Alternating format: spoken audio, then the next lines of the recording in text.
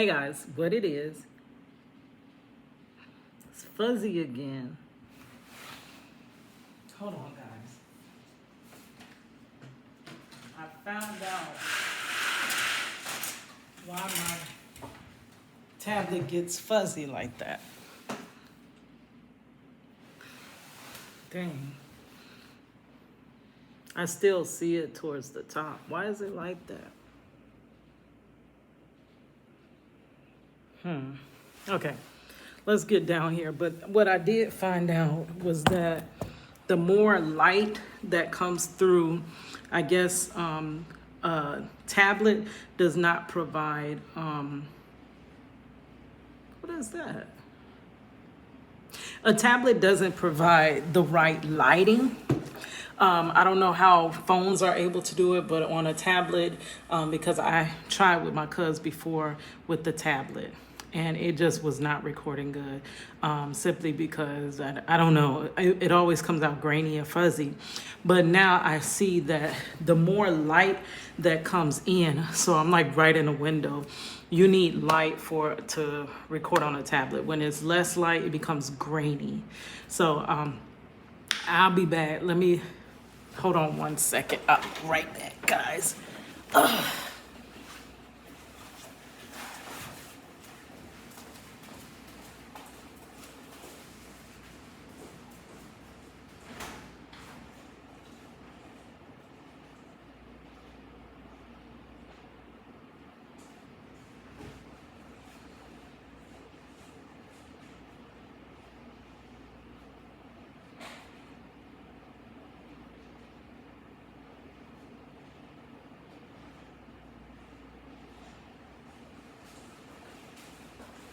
Okay, I need to put on my headscarf because the thing is, y'all, me being up in this light like this, y'all can see every bit of gray, every imperfection that's going on with my hair.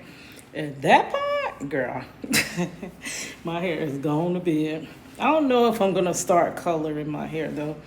I am turning gray, quite gray. You're like, girl, you ain't turning gray, you been gray. But girl, I don't know what I'm gonna do yet. I just gotta kind of still get these little locks together. Okay, so anyways, today I overslept. I basically had to take off yesterday because some issues arise. Y'all know I'm doing that apartment search, and things were just not working out. Everything is landlocked in Orlando, Florida area.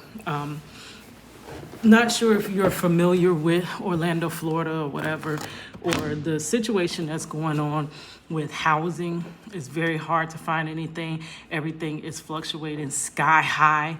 Girl, and I don't know who they think can afford all these expensive rents. So because of everything going up, I have to downsize from a 2-bedroom to a 1-bedroom to be able to continue to pay my rent. Now, the problem being, it is so incredibly more difficult to find a 1-bedroom in Orlando, Florida area. Very difficult. So I had some issues arise that I had to tend to yesterday. And the thing was that they needed to be addressed yesterday, but I had to work. I had my work shift. Y'all know I work mornings on Thursdays. So there would be no way for me to go ahead and get that necessary work done and get to work. Like I'm a Gemini, but I'm still not quite 2 people yet, girl. So I couldn't do it. So I had to take off of work. I don't know what happened. I think that just wore me out. I know I'm hurting really bad because I have not been to my chiropractor in 1,000,001 years. So I'm very sore and all of that. So I don't know if that was the cause of it, my head being really tight. We did, after I finished my work, that type of stuff overwhelms me too. I have anxiety, I have depression, I have all those different things. First, I get anxious about a situation, and then when I can't change it, I get depressed about the situation, and it just becomes too much. And I believe my pressure was kind of elevated due to the worrying and stuff like that. And then everything constricted and tight due to me not going to my chiropractic sessions. I'm hoping soon I can afford. Okay, so right now, things are so tight. But because of that rent increase and me not being able to afford the rent and barely paying the rent, and then I had this silly thing where I have a timeshare. Girl, as if I can afford a timeshare. So I had that. This is my year that each other year you have to pay dues, the year that you are going to use the timeshare. So I had to pay my dues. And I could not afford them. I don't have no money, girl. For real, I'm broke. But I can't keep saying I'm broke because I did hear that someone said everything that you say after I am, you actually are. But girl, okay, instead of I am broke, I ain't got no money. Girl, let's say it that way. I ain't gonna say that I'm broke, but I ain't got no money. I'm working. I guess I'm working fine because I'm going to work. So I'm working. I ain't broke, but I just ain't got no money. So, yeah, so I think I have one more, either this month or next month will be my last payment on that timeshare for the moment, you know. Because the month that you pay, the year that you pay your dues, you have to pay your dues plus your monthly balance to pay off the timeshare. So I haven't even used my timeshare as of yet. So I'm gonna keep it at least until I use it, but then I'm gonna assess whether I want to keep it, because they do have these companies that can get you out of it and stuff like that. I don't know. I did get a really good deal on it, but it's just I am broke. No, I can't say I am broke. I ain't got no money. I ain't got no money, girl.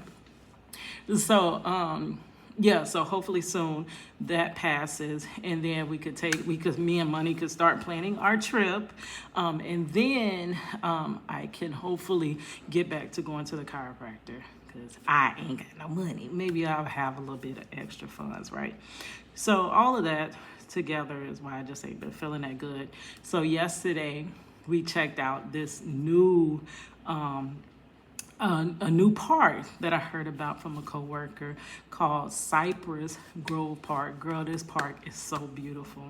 Actually, the time that we were out there, by the time we got out there, because they're only open from 8 a.m.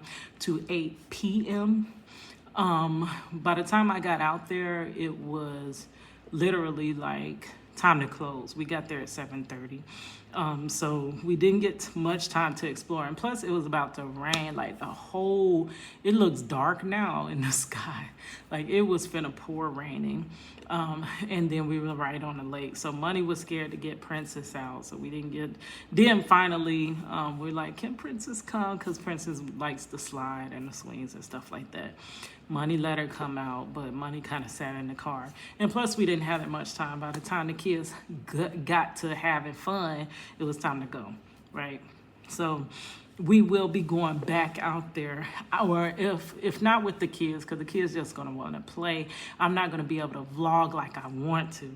So maybe we'll go walk and chat it up tomorrow at that Cypress Grove Park, possibly.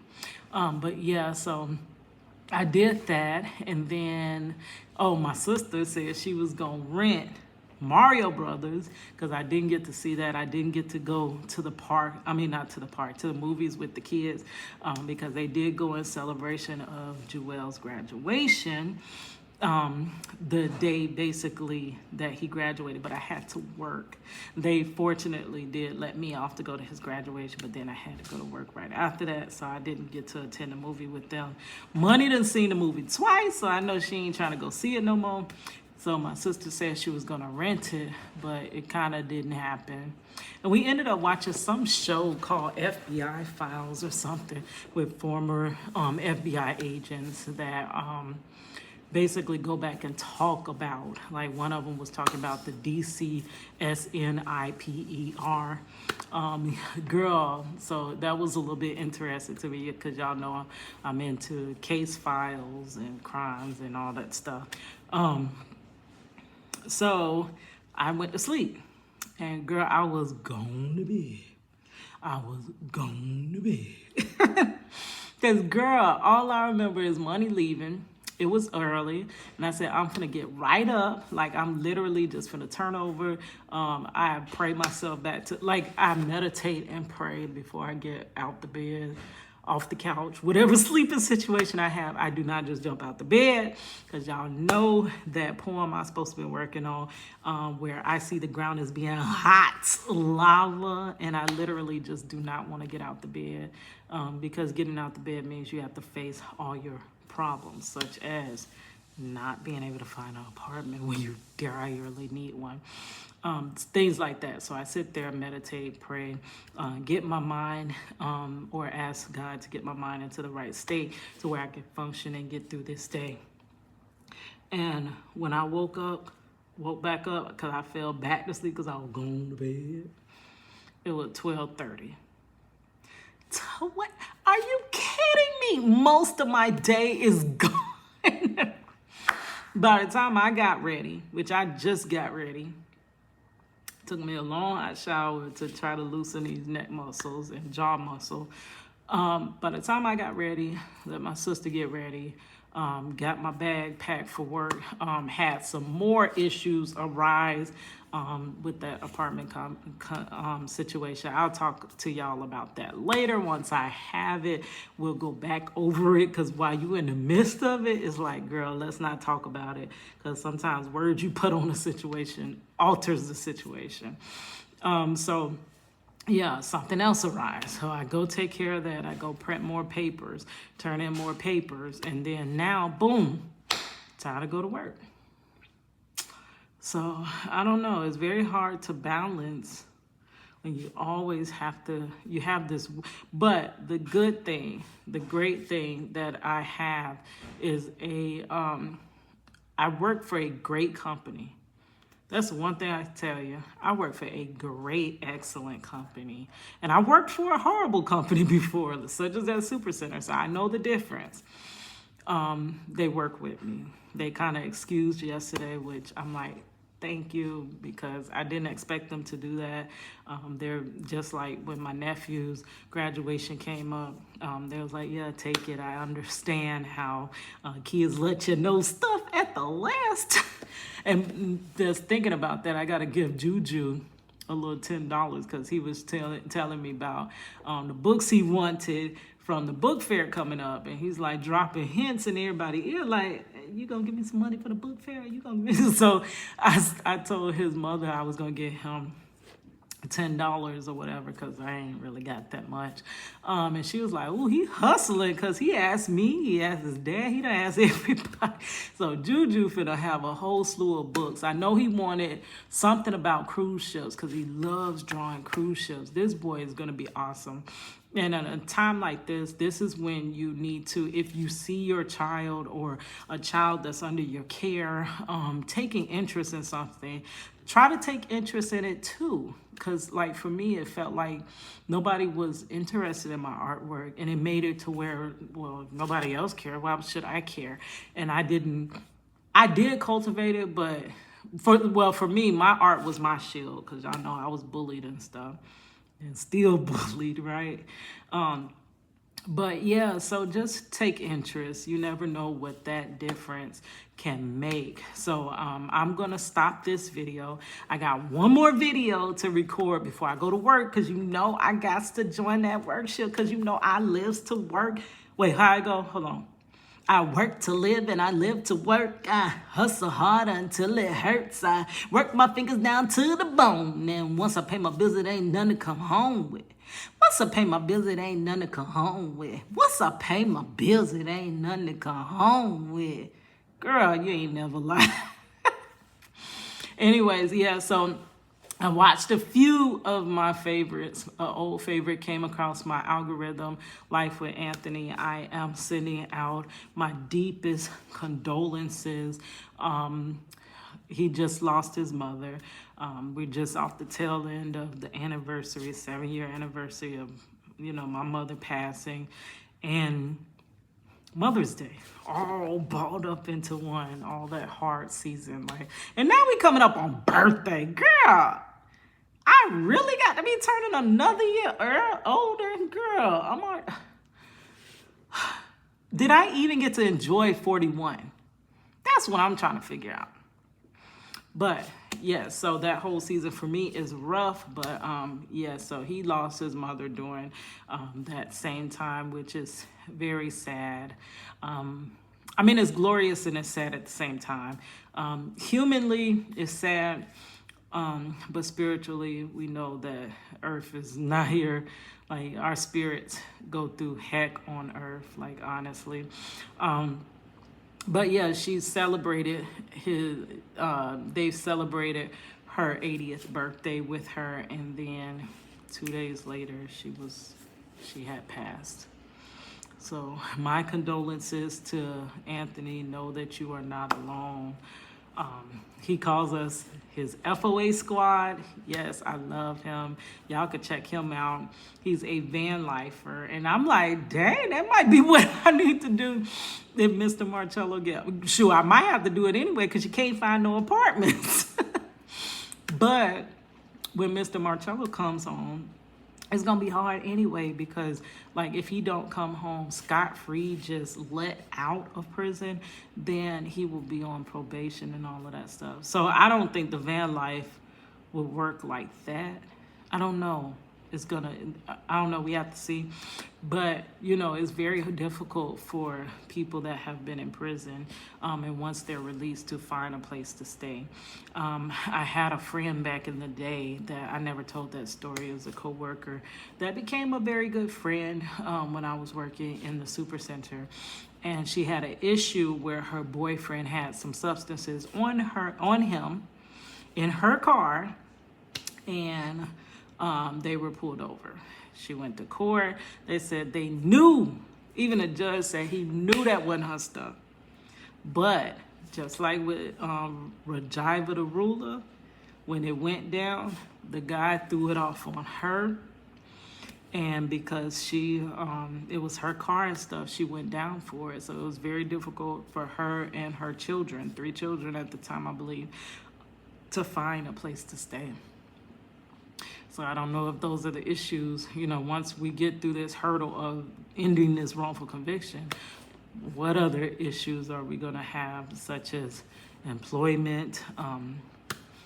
We should have a discussion about that, but employment and where is he going to stay? And literally a video like that just popped up across my timeline where somebody was wrongfully convicted and he did a video about how his life was after. So I'm going to check that out and I'll probably come back and review it, you guys. Right now, meet me in the next video. I was telling you, I was reading to you my notes about wrongful convictions and what you think you know, but you just ain't got no idea, girl. And I knew I had a missing page, and I found it. All right, guys. Here's your girl, Cadillac.